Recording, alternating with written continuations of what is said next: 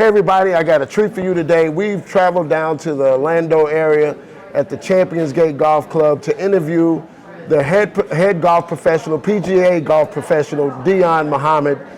Dion, what a treat. We appreciate you inviting us here to chat with you, bro. It's a pleasure to be here, sir. But let's get into the meat of your story, man. Yes, Tell us about how you got into golf and what that journey was like for you. Absolutely. Well, it's a pleasure being here. You and I spoke a little bit beforehand, and I was able to share with you kind of my transition into the golf profession. I kind of originated organically in golf. I didn't start playing golf till I was 23 years old. Didn't come from a family of golfers or anything like that. So I randomly came up on a game. I was a barber in Chicago, from Chicago, Illinois. I'm the oldest of five. I got four brothers. So what happened was I was coming home. I was cutting someone's hair who's kind of like, kind of a friend of mine. And my brothers had stumbled up on golf clubs that our neighbor was throwing out to the garbage, So they were in the backyard playing around with these golf clubs. And I kind of just stumbled up on them and seeing, your little brothers, what you guys up to, whatever. And it just so happened that the guy that I was getting ready to cut, he had played golf before.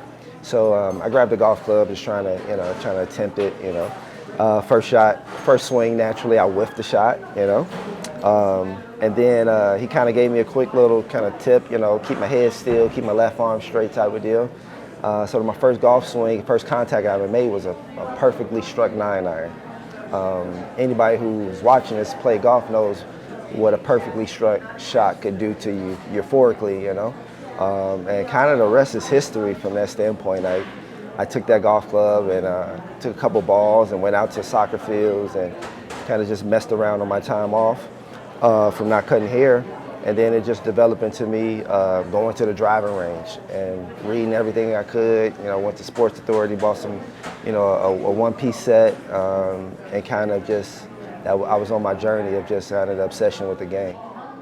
And once you got hooked and obsessed, tell me, what was your family support like in that, and how did your dad play into your story? So that's funny that you say that. So again, I was the oldest of five, and it's kind of reaching, I'm 23 years old, I'm kind of still, at the house, and I started playing golf. So naturally, my father's like, well, son, you got the, the funds to play golf, you got the freedom to play golf. It's probably time for you to kind of, go on your own and kind of move out the house. Which, at some point in time, everybody has to kind of go on that journey. So the reality was that, me being from Chicago, I didn't realize what I had kind of got into from a seasonality standpoint. So I'm doing this new endeavor of golf. I don't want to give it up, and at the same time, my father telling me I have to, vacate the house, right? So it's funny, I came up on a commercial. I was watching Golf Channel, and I came up with a commercial for golf, kind of PGM school called Professional Golf Management School. Mm-hmm. It's an accredited college. So kind of light bulb went off is that, hey, I got this, got this bug for golf. I'm kind of, got to move on to the next stage of my life.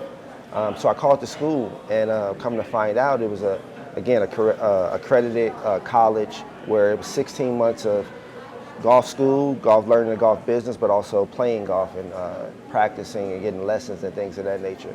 So my father kind of pushed me out into my next stage of, kind of destiny, so to speak. Yeah.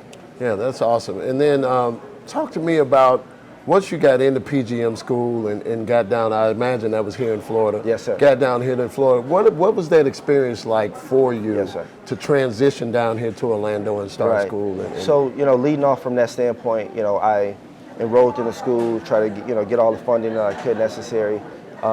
Being from a big city, I was a little naive back then. This was 2007, or later it's 2006, going into 2007.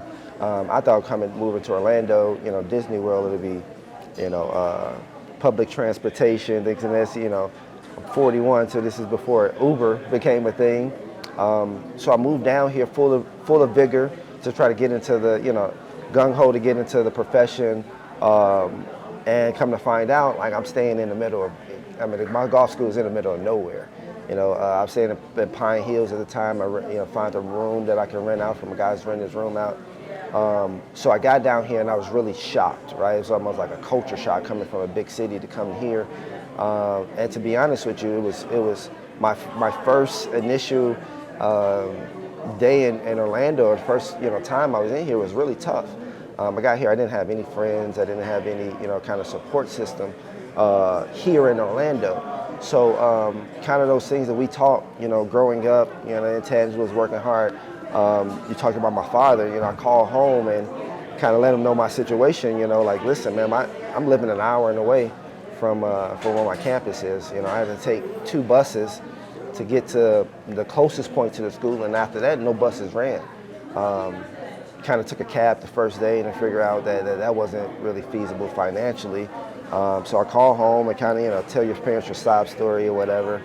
Basically down in tears, my father takes the phone from my mom and he's just like, son, you can't come back home. You got to figure it out. It's the gift and the curse, right? Like the best thing that ever happened to me, right? So I had to figure it out.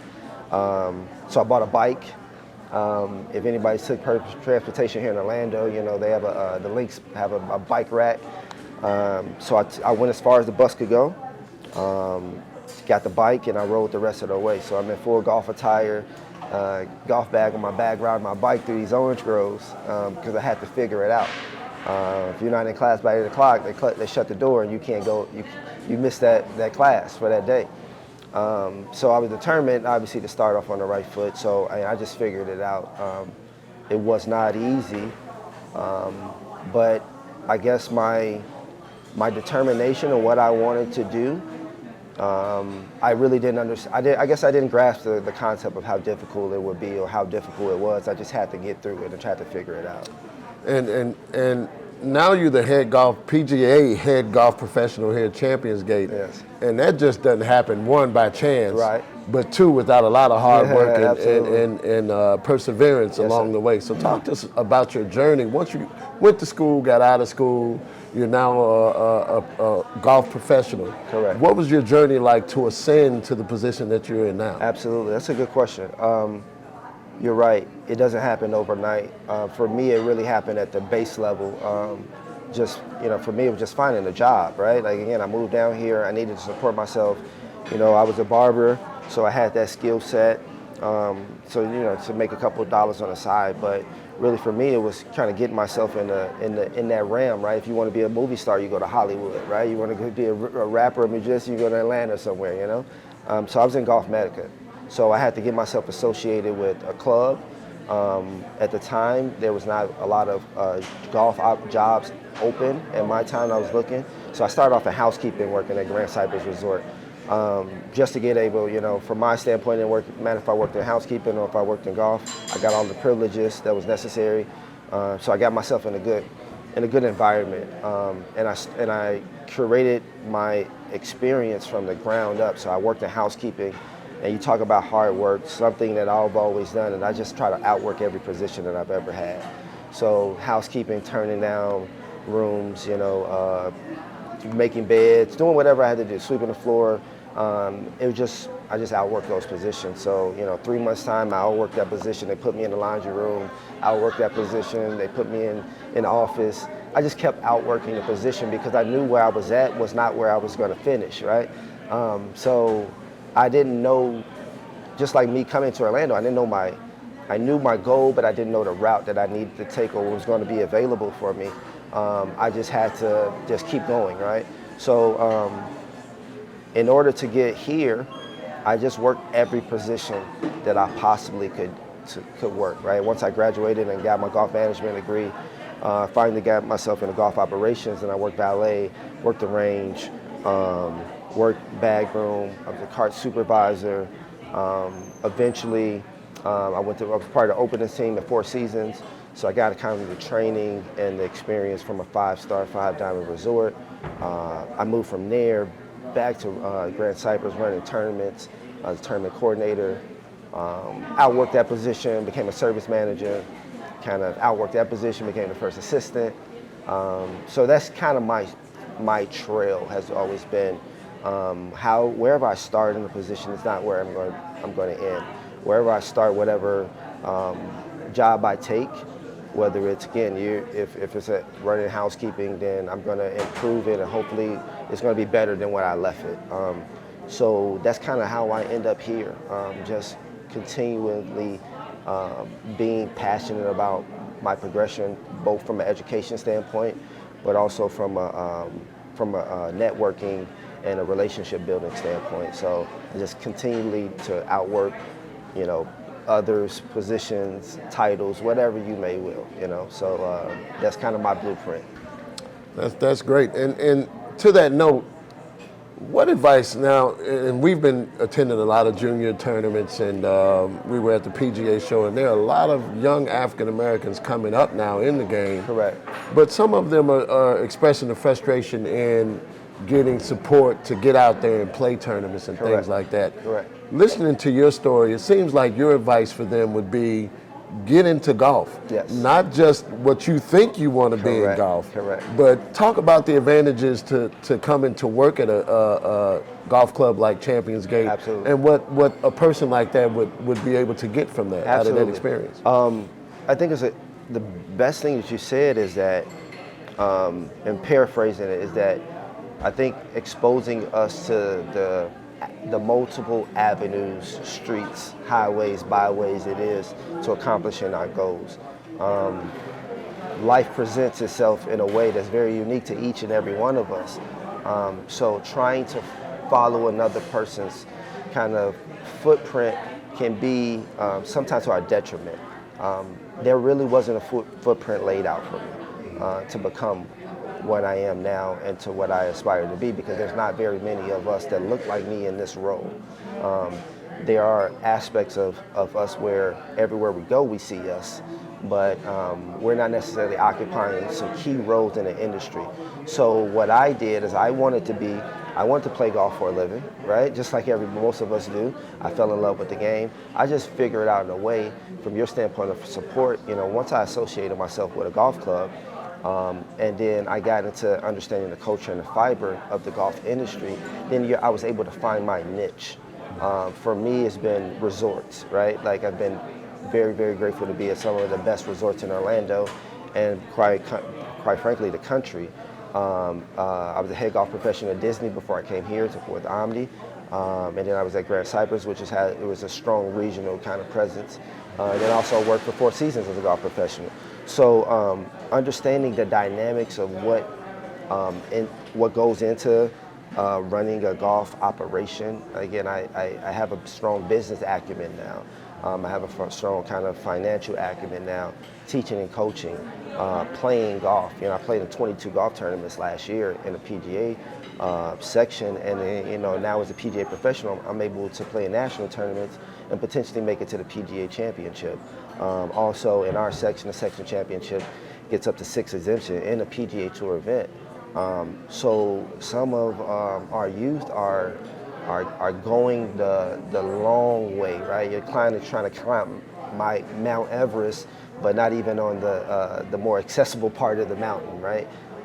And all we need is more awareness to say that, hey, even though you have this goal in mind, don't look at it from a narrow scope, because you could, I use the term loosely, backdoor it, right? You could backdoor your way to success in an avenue that you didn't necessarily think that was present. So from a financial standpoint, from an equipment standpoint, from just a total exposure and a sponsorship standpoint, the more you expose yourself to different avenues, the more you can lend yourself to chasing these goals. But if we only look at it and we're putting so much, to your point about the junior golfers, everything can't be on the parents, right? Your parents can only do so much.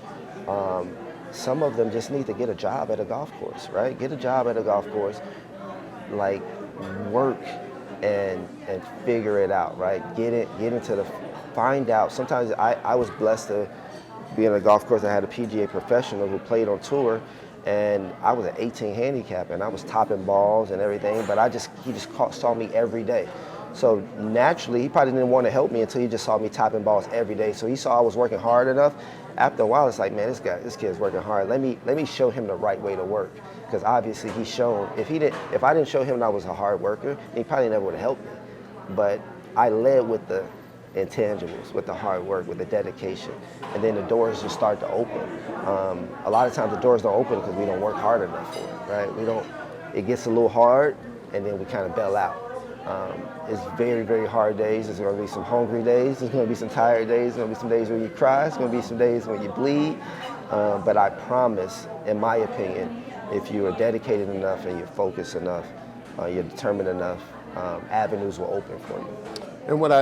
And just to take a couple of nuggets, you dropped some gems there, but one thing I want to highlight is that the fact that you said that this industry encompasses every profession, Correct. not just swinging the golf club. Right, we right, have right. business, we have finance, Right. we have merchandising, Yeah. we have art, we have, every discipline that you can go to college and get a degree in. Correct. Our young people can find jobs Yeah. doing that within this industry. Yes, sir. The second thing I wanted to highlight is that even you wanted to play golf, right? And that was your dream, but you understood that by getting a job at a golf course, that got you to the range. They got you free range balls. They got you time to work on putting. Correct. After work, obviously, but Correct. that gives you the facilities and the opportunity to work and on your game. And then hard work breeds success. Correct. And you always have to remember to do your best, work hard, because you never know who's watching. Correct. That was a nugget you gave in there too. Exactly. It's not just working hard, yes, for yourself and to grow, but if you work hard and just pay attention to the work, Correct. the other things will fall in place. Correct. And you know, that was one thing that was revealing to me, is that I didn't do it because I wanted to make an impression on somebody else. I did it because that's what I needed to do to get to where I needed to get to. So when you had that tunnel vision from that standpoint, from a work intensity standpoint, then I wasn't aware that there was, a higher power sending angels to come down and help me, with equipment, with, know-how, with lessons. A lot of times coming up, it's like I got some of the experience and the knowledge that people were paying thousands and thousands of dollars from, but people kind of, empathize with you, understand your situation, so you get this world-class training, you're almost getting it for free, if a little bit of nothing, not because I was exceptional when I started off in skill and talent. I had some skill, I had some talent, but I had those, that determination and a commitment. To your point about the many avenues, listen, some shameless plug, I'm wearing Eastside right now. I was about to get to it. You beat me to it, but yes, go ahead. Sir. So I'm wearing Eastside now. So that's as a homage or something, or just an example of how that we do have this footprint, right? We just got to churn off that channel of doing it the way we saw. Again, all of us not going to be Tiger Woods, right? If we follow that formula, that's why there's only one Tiger Woods, right? But there's so many other avenues that we can seriously make an impact on, that you can probably do whatever you're sitting at home doing right now, and you can do it in this industry, and it probably can go even farther because there's a lot of untapped, opportunities for us in this industry, because the cream always rises to the top. Absolutely, absolutely. Give us the elevator speech on ChampionsGate. Tell us about the club that you run, Okay. the amenities, and the benefits to coming here and playing. Absolutely. So here at ChampionsGate Golf Club, is Omni Resort in Orlando, 36-hole facility, 2 championship courses, designed by Greg Norman. We have a national golf course, which is more of a Parkland style target golf that you would see kind of around the country, trees, those things. The international course is kind of our link style course, which is very more a challenging course. This is our tournament course. We do host a series of high competitive events. For the last few years, we've hosted a PGA Tour Monday qualifier, pre-qualifier, and also Corn Ferry. We've hosted numerous years of first stage. It's a very reputable course, very challenging course. We do the Omni Resort. Obviously, we have 1,000 rooms. We have our own top tracer 30-bay facility here. Short course, kind of 10-hole par 3. So we got a big, we over 850 acres.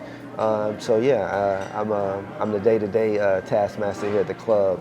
As a head golf professional, my duties are just day-to-day operations. I am, merchandising, scheduling, training, hiring, day-to-day logistics, running tournaments and events.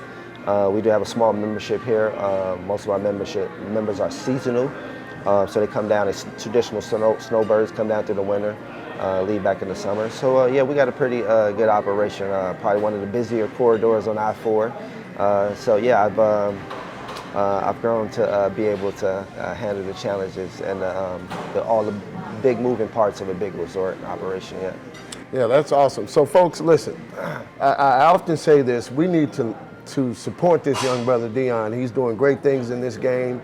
He's worked himself, and listen, we always talk about pull yourself up from the bootstraps. He went from riding his bicycle to running one of the best golf clubs here in the Orlando area. But we would be remiss if we don't come. Every time we come to Orlando, we have options of where we can play. But I would say we need to start flooding ChampionsGate, bring our events here, bring our folks here, bring your clubs here and play this golf course to support this young brother, because that's how we get ahead. Yeah, that's right. If I just say one thing, it's just sir. not just from a support from that standpoint. Another thing I would say from an aspect is, again, me as I have the opportunity to now be what I didn't have available for me, right? So I do have the ability to mentor those who are aspiring to get into the golf industry, whether it is to become a PGA professional, get into the business and however they deem fit, and just talk to them a little bit about some of my trials and tribulations, my struggles, my triumphs. Again, I've been thankful throughout the struggles to be able to be successful in a lot of aspects of this business. So I want to offer my support as well from the standpoint of encouragement, leadership, knowledge, skills, whatever I can do to provide from the non-monetary standpoint. I'm also more than willing to So, assist. Dion, to that note, how would young people who want to be mentored and want to learn how to rise in this game, how would they get in contact with you? Well, yeah, you can, my email address is Dion, Dion, .muhammad @omnihotels.com. That's one way you can reach out to me. Obviously, you can call the golf club, Omni ChampionsGate Golf Club. I'm on Instagram, Prolific Muhammad 54. So those are the few of the easiest avenues to reach out to me. You can always, again, just the easiest way, just call a golf club, and then they get you in contact with my email address. Yeah, I'm always willing to help, because again, sometimes we need, if somebody could have helped, navigate me to one less hurdle, then maybe it's a little sooner I could have got to my goal. But notwithstanding, I would like to be that assistance for anybody who's interested. And see, there it is right there, folks. That's exactly why I wanted to sit down with Dion, because he is an outstanding young man. And listen, we need more folks like him in this game, and we're going to be better for it. Dion, I thank you for showing up for us, man, and sitting down for the interview. Absolutely, thank you, and sir. Folks, we're going to keep bringing you coverage and interviews like this to highlight our young black talent in this game. Hit the like button, comment, subscribe, follow us, and hit that notification bell so you'll know just when True Golf Network has new content for you. Yo, what it is, RUL League. Y'all watching the True Golf Network.